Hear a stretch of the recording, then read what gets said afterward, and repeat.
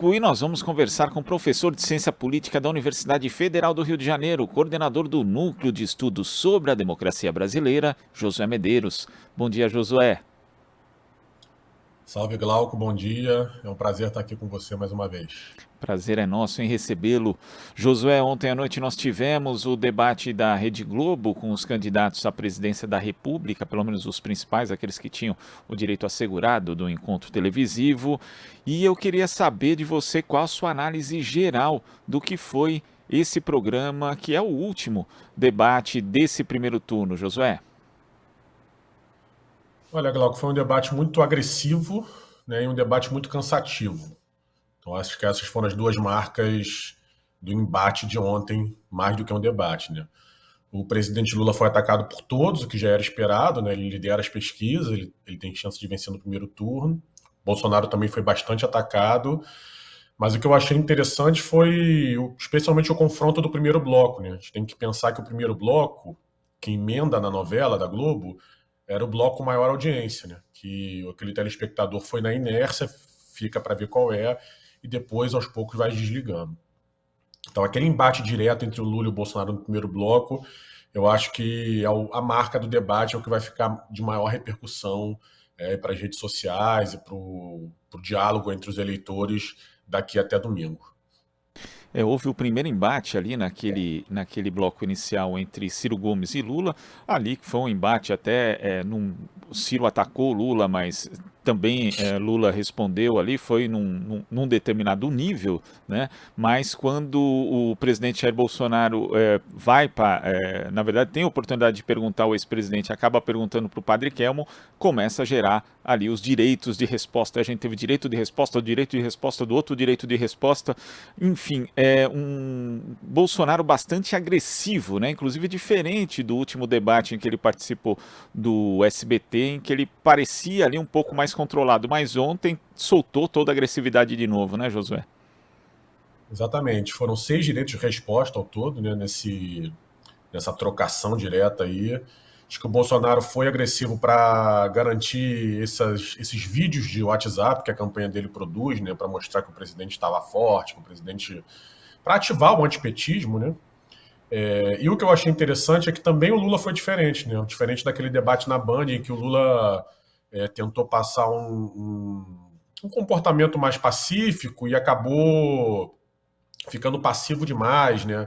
No tema da corrupção, por exemplo, o Lula, no primeiro debate que ele participou, ele falou das realizações do governo, mas não acusou o Bolsonaro, né? E ontem na Globo foi muito diferente. Ele foi para cima, ele contra-atacou, então ele enfrentou com um sentimento de indignação. Acho que esse sentimento de indignação que marcou o Lula no Jornal Nacional e agora no debate da Globo era o que pega melhor no eleitor do que uma passividade que parece até uma concordância em algum ponto com as acusações.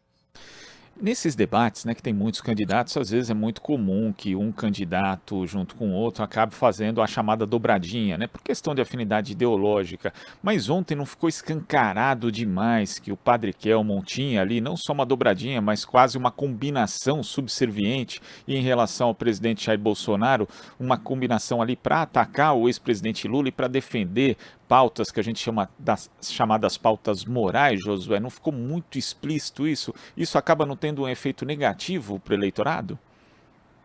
Ficou assim, Glauco, acho que isso é bem importante. A gente, na hora, no calor do debate, a gente assistindo, primeiro que a gente fica com raiva disso, todo mundo, né? Porque parece uma trapaça. E se a gente sente isso, o que eu digo a gente? O analista, as pessoas que têm jornalistas, as pessoas que têm um interesse maior em política. A gente percebe essa trapaça, o eleitor indeciso, o eleitor que já escolheu um candidato, mas tem a opção de mudar, ele também percebe. Né? Não é só a gente que percebe, a gente não pode subestimar as pessoas. Então a gente tem notícia de pesquisas qualitativas que são aqueles grupos focais com um número menor de pessoas, 8 a 10 pessoas, que vão em tempo real medindo o sentimento do debate, e que ficou nítido para as pessoas que tinha ali uma trapaça, que o Lula estava sendo, né, estavam botando armadilha. Então eu acho que isso compensa sim o fato do Lula ter escorregado lá na casca de banana do candidato padre, né, como disse a Soraya em algum momento, depois de errar o nome dele algumas vezes. Inclusive, né, a campanha de Jair Bolsonaro nas 2 últimas semanas tem feito um esforço muito grande para aumentar a rejeição do ex-presidente Lula e, de acordo com os levantamentos divulgados nesse período, não tem conseguido sucesso. Isso também pode acabar sendo um outro tiro no pé, né, Josué? Porque, de novo, o Bolsonaro junto com o Padre Kelmon tentam aumentar ali a rejeição do ex-presidente Lula. Isso pode acabar se voltando contra a própria candidatura de Bolsonaro, aumentando a rejeição a ele? Sem dúvida. O que o Bolsonaro. Ele precisava ser agressivo. A situação do Bolsonaro era difícil nesse debate, né? Ele precisava ser agressivo, porque ele precisa falar para o próprio eleitor, mas a agressividade o impede de ampliar, né? Então, ele precisava tentar derrubar o Lula, tentar nocautear o Lula, né? Tentar fazer com que o Lula saísse como grande derrotado do debate para evitar a onda do primeiro turno. Ele não conseguiu fazer isso, né? A gente pode falar, por outro lado, que o Lula também não saiu vitorioso, né? O Lula também não saiu tranquilo, não saiu soberano, e aí também não garantiu o primeiro turno. Sim, é verdade, ele foi muito atacado por todos os candidatos, escorregou naquele momento lá com o padre. Então, teve momentos também que o Lula, como não poderia deixar de ser, né, um debate de horas, você sendo atacado o tempo todo, então alguns golpes você vai sofrer. Então, nessa batalha, a tendência, na minha opinião, é ficar tudo igual. As rejeições permanecerem como está, com variações pequenas de margem de erro, e o debate vai ser do voto útil, da onda que já estava vindo de primeiro turno, continuar, sobretudo porque a gente ainda tem 2 dias de campanha, hoje, sexta-feira, dia 30, e sábado, dia 1º, e é bem provável que esses 2 dias de campanha tenham episódios de violência política, né? Que está sendo um dos elementos que está levando muitas pessoas a votar no Lula no primeiro turno, sabendo que um segundo turno vai ter ainda mais violência política por parte do bolsonarismo. De repente as pessoas, inclusive assistindo o debate ontem, devem pensar assim, poxa, eu não quero ver um outro debate ou outros 3 debates do segundo turno, né? Melhor acabar no primeiro. Mas, Josué, falando a respeito dos outros participantes, né? A gente viu ali o Felipe Dávila, mais uma vez, servindo como escada para Jair Bolsonaro, e no caso dos outros 3 candidatos ali, a Soraya sempre tem um desempenho muito voltado para as redes sociais, né? Ela gera muitos memes durante as suas participações nesses encontros televisivos, e a Simone Tebet também teve um desempenho considerado por muitos muito bom, né? Representando ali uma direita, uma centro-direita civilizada, diferentemente de Jair Bolsonaro, né? E do seu extremismo. Como é que você viu o desempenho dessas candidatas e também de Ciro Gomes, que apareceu aqui, que ficou um pouco ofuscado por conta dos outros participantes, Josué? A Soraya e a Simone se mostraram muito boas de debate, né? Isso, a gente já tinha percebido isso na Band, aí no SBT também, embora SBT sem o Lula o debate tenha perdido um pouco a importância, e agora na Globo novamente, né?